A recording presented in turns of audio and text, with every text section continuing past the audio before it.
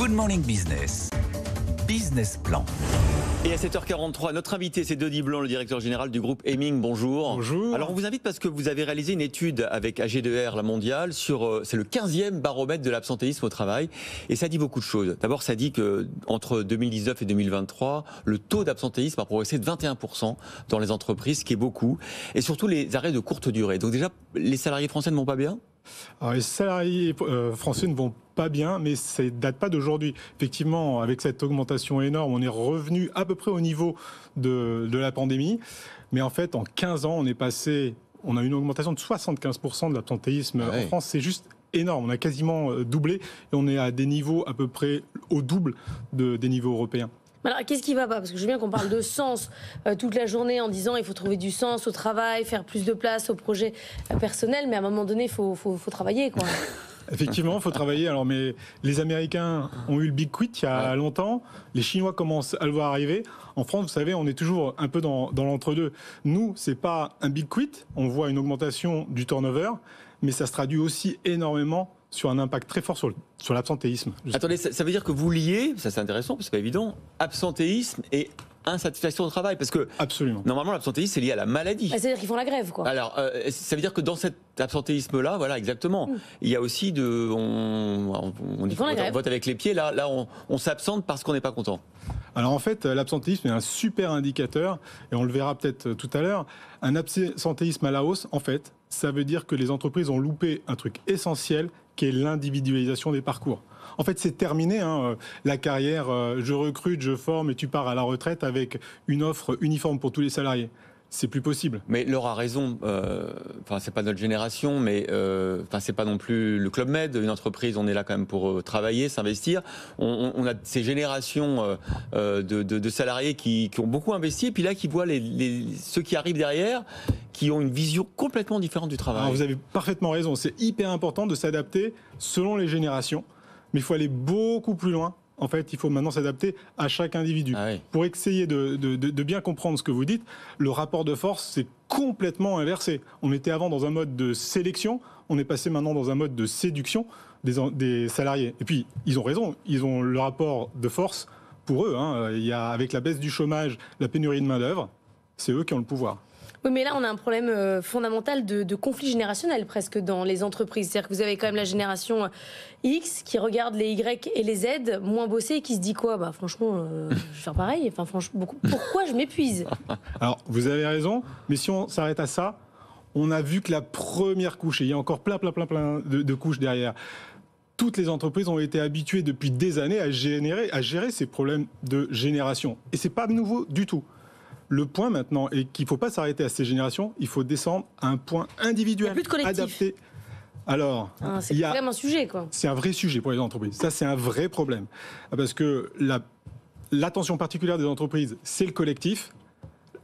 L'intérêt du salarié, c'est son individualité. C'est le considérer, lui, comme un individu. Alors, est-ce que ça passe ? Il y a beaucoup de patrons, qui ne le disent pas on, mais en off, ils nous disent, avec le ralentissement de la conjoncture, le fait qu'il est possible qu'on arrête de créer des emplois salariés en net dans les prochains mois, peut-être qu'on va revenir à la normalité et qu'on va retrouver un peu de motivation et d'engagement chez les salariés. Ils ont tort de penser ça ?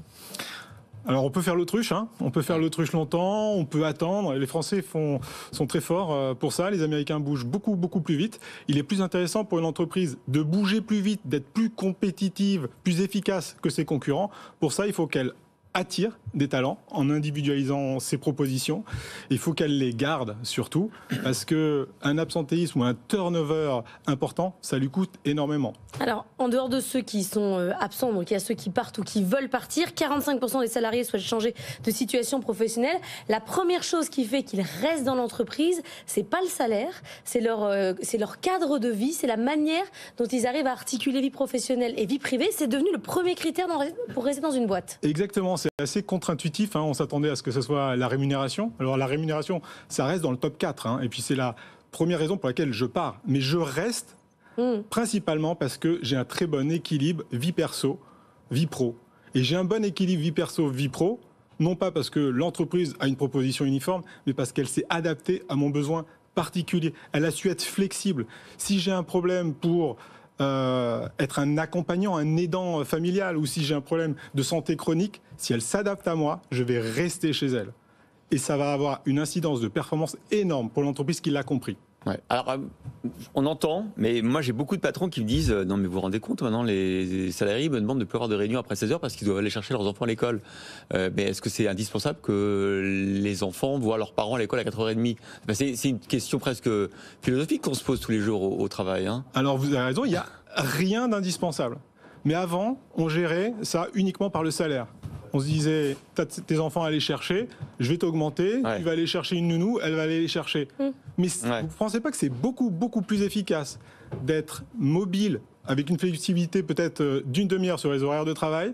Si j'ai envie de voir mes enfants, vous reconnaissez mon propre besoin individuel, je le fais, au lieu de me donner un salaire, payer une nounou, payer des impôts, c'est absolument pas efficace. Non mais allez chercher vos enfants à l'école, là vous me trouverez toujours à vos côtés sur ce sujet. Par contre, ça veut dire qu'il nous faut des tonnes et des tonnes d'individus dans les services RH. C'est-à-dire que là, si c'est de l'individualisation des parcours, ça va devenir un monstre administratif. Alors c'est surtout pas un monstre administratif. Et le parallèle avec les clients est absolu.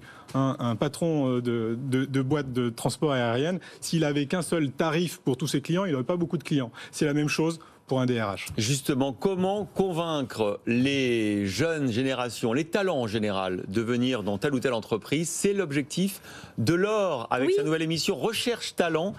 Première diffusion demain, mercredi à 22h, évidemment ensuite en replay.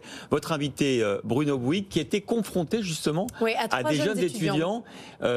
Qu'est-ce qu'ils réclamaient les étudiants? Alors Bruno Bouygues, il pensait qu'on allait lui dire combien on gagne dans votre boîte. Hein, c'est le groupe J, c'est des machines-outils. Bah, pas du tout. On lui a demandé, les étudiants lui ont demandé qu'est-ce qu'ils faisaient avec les métaux rares en Chine et comment ils s'organisaient pour produire. Il a été assez surpris, mais enfin, il les a trouvés quand même assez bien élevés. Écoutez, à suivre donc à partir de demain.